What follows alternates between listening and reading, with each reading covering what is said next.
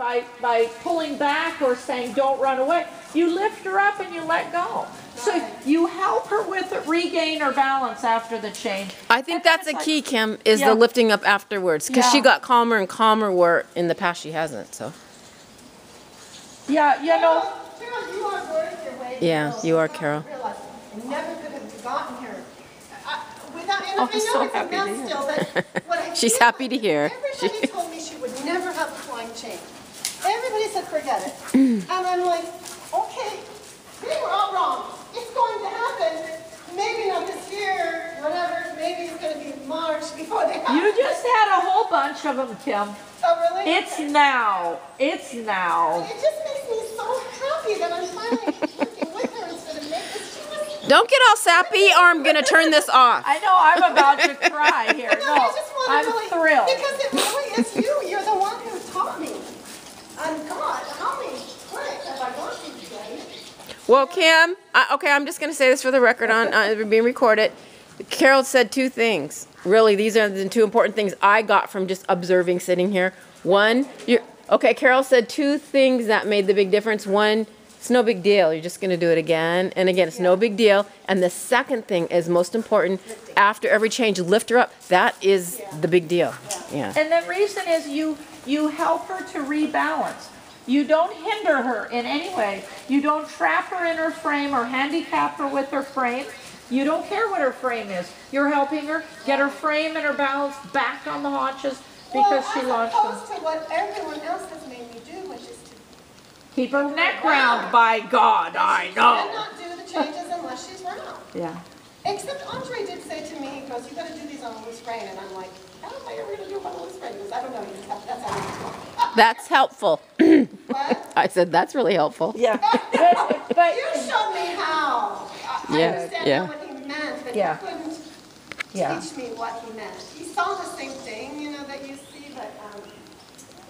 You know, everybody is so afraid to raise their hands and or lift the horse up. And I don't know why. Because it's been done for so long. Right. It's the way, you know, it's the way we lift them up. And in the canter, the thing that's so wonderful is that when a horse is, when our seat is going forward, it's the same time. Yeah. Our shoulders are coming back and our hands are coming up anyway. I mean, this is the motion of the canter. The horse is coming up anyway. Why not lift it another inch higher? Why not, you know, lift it 2 inches, 3 inches higher? And then you give again on the way down. Yeah. And so we're never in a position of lifting and holding. In anything. It's always lift and yield, lift and yield. So the horse has the opportunity to carry on their own.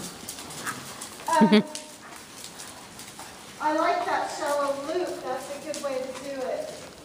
And I guess you can almost slowly make it smaller and smaller. And then or you could, yes, you can make it smaller and smaller. You can make it deeper and deeper.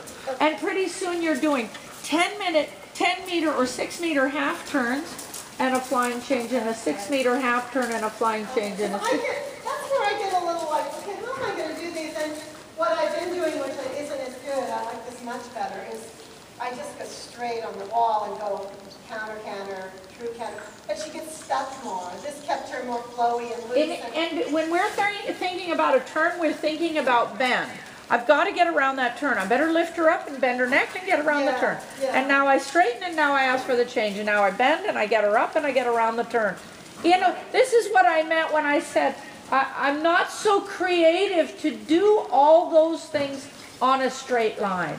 So if I change direction, if I change the bend, if I go across the diagonal or back and serpentine, sometimes a renvers, sometimes a travers, sometimes a shoulder in, sometimes a counter shoulder in. And my horse then is changing, her balance changing, her bend changing, all kinds of things. And it's, you know, so easy for us to get into. If we're on a 20-meter circle to the left, we're in this much bend, blah, blah, blah, blah, blah, and nothing ever changes, you know.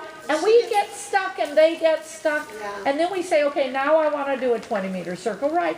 And it all blows to hell because their brain was, everything was just stuck.